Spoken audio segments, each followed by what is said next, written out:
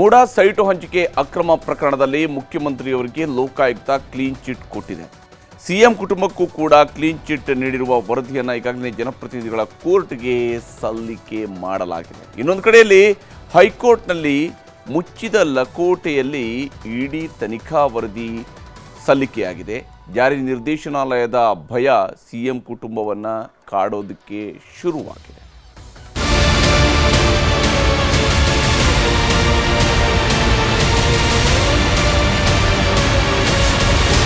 ಲೋಕಾಯುಕ್ತದಿಂದ CM ಶುದ್ಧರಾಮಯ್ಯ, ಇಡಿ ತನಿಖೆಯಲ್ಲಿ ಏನಾಗುತ್ತೆ ಅನ್ನೋ ಭಯ. ರಾಜ್ಯ ರಾಜಕಾರಣದಲ್ಲಿ ಬಿರುಗಾಳಿ ಎಬ್ಬಿಸಿರುವ ಮುಖ್ಯಮಂತ್ರಿ ಸಿದ್ದರಾಮಯ್ಯನವರ ಕುರ್ಚಿಯನ್ನೇ ಅಲುಗಾಡಿಸುತ್ತಿರುವ ಪ್ರಕರಣ ಮುಡಾ ಸೈಟು ಹಂಚಿಕೆ ಅಕ್ರಮ. ಜನಪ್ರತಿನಿಧಿಗಳ ಕೋರ್ಟ್ಗೆ ಲೋಕಾಯುಕ್ತ ಅಧಿಕಾರಿಗಳು ಮುಡಾ ಹಗರಣದ ತನಿಖೆ ನಡೆಸಿ ವರದಿ ಕೊಟ್ಟಿದ್ದಾರೆ. ಲೋಕಾಯುಕ್ತ ತನಿಖಾ ವರದಿಯಲ್ಲಿ ಮುಖ್ಯಮಂತ್ರಿ ಸಿದ್ದರಾಮಯ್ಯನವರ ಪಾತ್ರವೇ ಇಲ್ಲ. ಸಿಎಂ ಪತ್ನಿ ಪಾರ್ವತಿ ಅವರು 14 ಸೈಟುಗಳನ್ನು ಪಡೆದಿದ್ದು ಅಕ್ರಮ ಅನ್ನೋದಕ್ಕೂ ಸಾಕ್ಷಿಗಳಿಲ್ಲ. ಮುಡಾ ವಶದಲ್ಲಿದ್ದ ಭೂಮಿಯನ್ನ ಅರಶಿನ ಕುಂಕುಮಕ್ಕೆ ಬರೆದುಕೊಟ್ಟಿದ್ರು ಅನ್ನೋ ಆರೋಪದಿಂದಲೂ ಸಿಎಂ ಬಾಮೈದ ಮಲ್ಲಿಕಾರ್ಜುನ ಸ್ವಾಮಿ ಮುಕ್ತರಾಗಿದ್ದಾರೆ. ಭೂಮಾಲೀಕ 4ನೇ ಆರೋಪಿ ದೇವರಾಜ್ಗೂ ಲೋಕಾಯುಕ್ತ ಅಧಿಕಾರಿಗಳು ಕ್ಲೀನ್ ಚಿಟ್ ಕೊಟ್ಟಿದ್ದಾರೆ.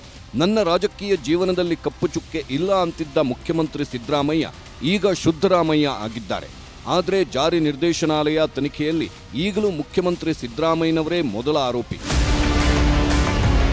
ಮುಡಾ ಪ್ರಕರಣದಲ್ಲಿ ಜಾರಿ ನಿರ್ದೇಶನಾಲಯದ ಅಧಿಕಾರಿಗಳು ತನಿಖೆ ಚುರುಕುಗೊಳಿಸಿದ್ದಾರೆ. ಸಿಎಂ ಪತ್ನಿ ಪಾರ್ವತಿ, ನಗರಾಭಿವೃದ್ಧಿ ಸಚಿವ ಬೈರತಿ ಸುರೇಶ್ಗೆ ವಿಚಾರಣೆಗೆ ಬರಲು ಇಡಿ ನೋಟಿಸ್ ಕೊಟ್ಟಿತ್ತು. ಇಡಿ ಸಮನ್ಸ್ ವಿರುದ್ಧ ಹೈಕೋರ್ಟ್ಗೆ ಅರ್ಜಿನೂ ಹಾಕಿದ್ರು. ಇವತ್ತು ಮುಡಾ ಪ್ರಕರಣದಲ್ಲಿ ಇಡಿ ತನಿಖೆಯನ್ನು ಪ್ರಶ್ನಿಸಿ ಹಾಕಿದ್ದ ಅರ್ಜಿ ವಿಚಾರಣೆ ಧಾರವಾಡ ಹೈಕೋರ್ಟ್ ಪೀಠದಲ್ಲಿ ನಡೆಯಿತು. ವಾದ ಪ್ರತಿವಾದ ಆಲಿಸಿದ ಹೈಕೋರ್ಟ್ ಇಡಿ ತನಿಖೆ ನಡೆಸಬೇಕೋ ಬೇಡವೋ ಅನ್ನೋ ಆದೇಶವನ್ನ ಕಾಯ್ದಿರಿಸಿದೆ. ಇಡಿ ವಿಚಾರಣೆಗೆ ಹೈಕೋರ್ಟ್ ಅನುಮತಿಸುತ್ತಾ ಪಾರ್ವತಿ, ಬೈರತಿ, ಆಮೇಲೆ ಸಿಎಂಗೂ ಟೆನ್ಷನ್. ಮುಡಾದಲ್ಲಿ ಅಕ್ರಮ ಹಣ ವರ್ಗಾವಣೆ ಆಗಿದೆಯೋ ಇಲ್ವೋ ಗೊತ್ತಿಲ್ಲ. ಇಡಿ ಅಂತೂ PMLA ಅಡಿ ತನಿಖೆ ನಡೆಸ್ತಿದೆ. ಆದರೆ ಯಾಕೆ ಇಡಿ ಎಂಟ್ರಿ ಕೊಟ್ಟಿದೆ, ಯಾಕೆ ಇಡಿ ತನಿಖೆ ಮಾಡಬಾರದು ಅಂತ ಇವತ್ತು ವಾದ ಪ್ರತಿವಾದನೂ ಜೋರಾಗೆ ನಡೆಯಿತು. ಸಿಎಂ ಪತ್ನಿ ಪರ ಸಂದೇಶ್ ಚೌಟ, ಸಚಿವ ಬೈರತಿ ಸುರೇಶ್ ಪರ CV ನಾಗೇಶ್, ಇಡಿ ಅಧಿಕಾರಿಗಳ ಪರ ಅರವಿಂದ್ ಕಾಮತ್ ವಾದ ಪ್ರತಿವಾದ ಮಾಡಿದ್ರು. ನನ್ನ ಕಕ್ಷಿದಾರರಾದ ಪಾರ್ವತಿಯವರಿಗೆ 14 ಸೈಟಿನ ಮೇಲೆ ಯಾವ ಹಕ್ಕೂ ಇಲ್ಲ. ಅವರು ಅಕ್ಟೋಬರ್ 2024ರಲ್ಲೇ 14 ಸೈಟ್ ವಾಪಸ್ ಕೊಟ್ಟಿದ್ದಾರೆ. ಆಸ್ತಿಯನ್ನ ಅನುಭವಿಸ್ತಿಲ್ಲ. ಇನ್ನು 14 ಸೈಟುಗಳಲ್ಲಿ ಮಾತ್ರ ಅಕ್ರಮ ಹಣ ವರ್ಗಾವಣೆ ಹೇಗೆ ಸಾಧ್ಯ ಅಂತ ಗೊತ್ತಾಗ್ತಿಲ್ಲ. ಅಪರಾಧದಿಂದ ಗಳಿಸಿದ ಸಂಪತ್ತಾಗಿದ್ರೆ ತನಿಖೆ ಆಗಲಿ, ಸಹಕರಿಸೋಣ. ಇಡಿ ಅವರು ಸೈಟನ್ನು ಜಪ್ತಿ ಮಾಡಿದ್ರೆ ನಾವು ಇಡಿ ತನಿಖೆಗೆ ಅಡ್ಡಿ ಮಾಡಲ್ಲ. ಆದರೆ 2021ರಿಂದಲೂ ಸುಮ್ಮನಿದ್ದ ಇಡಿ ಅಧಿಕಾರಿಗಳು ಈಗ ಬಂದಿದ್ಯಾಕೆ? ಸಾವಿರಾರು ಸೈಟು ಬಿಟ್ಟು 14 ಸೈಟಿನ ಬೆನ್ನು ಹತ್ತಿದ್ಯಾಕೆ?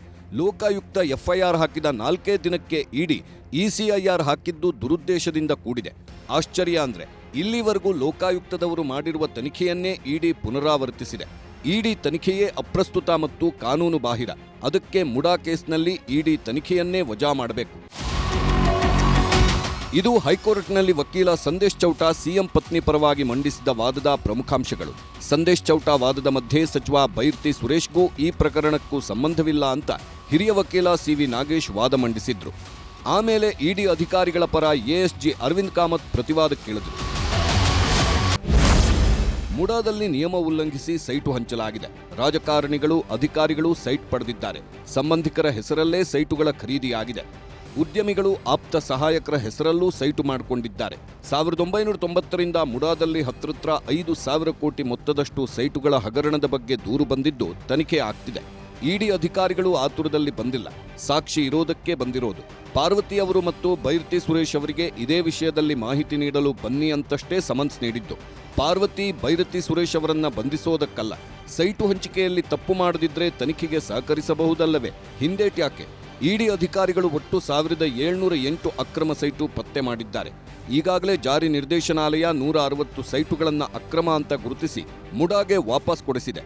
ಹಾಗಿದ್ಮೇಲೆ ಮುಡಾದಲ್ಲಿ ಅಕ್ರಮ ನಡೆದಿದೆ ಅಂತ ಆಯ್ತಲ್ಲ. ಅದಕ್ಕೆ ಇಡಿ ತನಿಖೆಗೆ ಕೋರ್ಟ್ ಅನುಮತಿಸಬೇಕು ಅಂತ ಅರವಿಂದ್ ಕಾಮತ್ ಪ್ರತಿವಾದವಿಟ್ರು. ವಾದ ಪ್ರತಿವಾದ ಆಲಿಸಿದ ನ್ಯಾಯಾಧೀಶರು ಎಲ್ಲವೂ ಮುಡಾದಿಂದಲೇ ಮಾಡಿರುವ ಅಲಾಟ್ಮೆಂಟ್, ಸೈಟು ಹಂಚಿಕೆಯಲ್ಲಿ ಅಕ್ರಮ ಹಣ ಎಲ್ಲಿಂದ ಬಂತು, ಮನಿ ಲಾಂಡ್ರಿಂಗ್ ಬಗ್ಗೆ ಏನಾದರೂ ಸಾಕ್ಷಿಗಳಿದೆಯಾ ಅಂತ ಪ್ರಶ್ನೆ ಮಾಡಿದ್ರು. ಆಗ ಇಡಿ ಅಧಿಕಾರಿಗಳು ದೊಡ್ಡ ಟ್ವಿಸ್ಟ್ ಕೊಟ್ಟರು.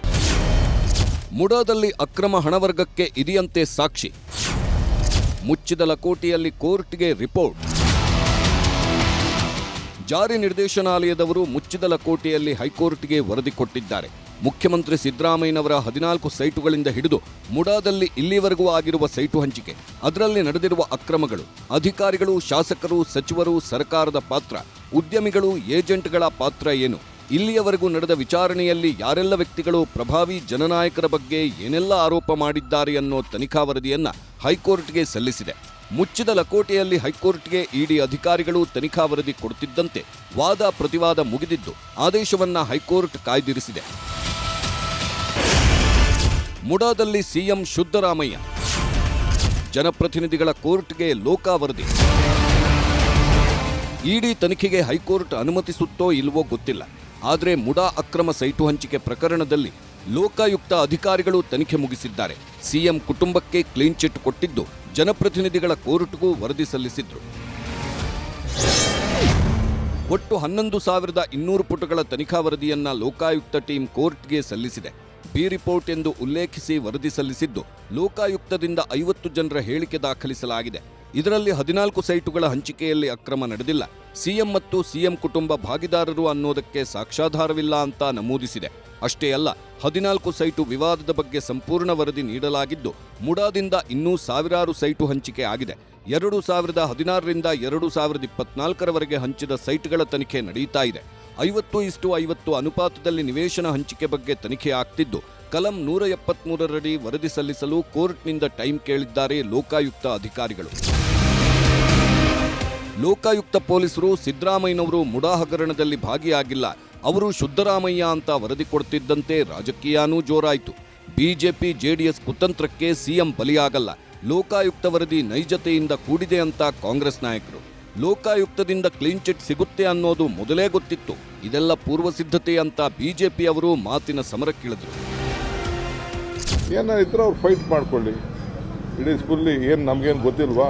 ಡೆಲ್ಲಿಯಿಂದ ಕರ್ಕೊಂಡ್ಬಂದು ಲಾಯರ್ಗಳನ್ನ ಆರ್ಗ್ಯುಮೆಂಟ್ ಮಾಡಿಸೋದು, ದಿಸ್ ಪ್ಯೂರ್ಲಿ ಬಿಜೆಪಿ ಜನತಾ ದಳದ ಪೊಲಿಟಿಕಲ್ ಪ್ಲಾಟ್. ಸೊ ಜಾಸ್ತಿ ದಿನ ಇದು ನಡೆಯಲ್ಲ ಅಷ್ಟೇ. ಇದೇನು ಭಾಳ ಅನಿರೀಕ್ಷಿತ ಅಲ್ಲ. ನಿಷ್ಪಕ್ಷಪಾತವಾಗಿ ತನಿಖೆಯಾಗಿ ಆ ಪರೀಕ್ಷೆಯಲ್ಲಿ ನಾನು ಶುದ್ಧನಾಗಿ ಬರ್ಬೇಕಂತಂದ್ರೆ ಒಂದು CBI ಇಂಥ ಸಂಸ್ಥೆಯಿಂದ ಮಾಡಿಸ್ರಿ, ಇಲ್ಲ ಅಂದ್ರೆ ನೇರವಾಗಿ ಹೈಕೋರ್ಟ್ ಮಾನಿಟರಿಂಗನ್ನು ತನಿಖೆಯನ್ನು ಮಾಡಿಸ್ರಿ, ಅವಾಗ ಗೊತ್ತಾಗ್ತದೆ ನಿಮ್ಮ ತಾಕತ್ತು. ಮೂಡಾ ಹಗರಣದಲ್ಲಿ ಲೋಕಾಯುಕ್ತ ಪೊಲೀಸರು ಅಥವಾ ಲೋಕಾಯುಕ್ತ ಕೊಟ್ಟಿರ್ತಕ್ಕಂಥ ಬಿ ರಿಪೋರ್ಟ್ ನಮಗೇನು ಆಶ್ಚರ್ಯ ಅಂತೂ ತಂದಿಲ್ಲ.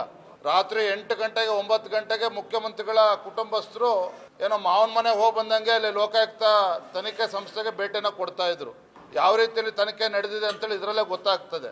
ಇವರಿಗೆ ಅನುಕೂಲ ಆದಾಗ ಎಲ್ಲವೂ ಸರಿ ಇರುತ್ತೆ, ಇವರಿಗೆ ವಿರುದ್ಧವಾಗಿ ವಿಚಾರಗಳು ಬಂದಾಗ ಸರಿ ಇರೋದಿಲ್ಲ. ಅದೆಂಥ ರಾಜಕೀಯ ಅದು ಅಂತ ನಂಗೆ ಗೊತ್ತಾಗಲ್ಲ.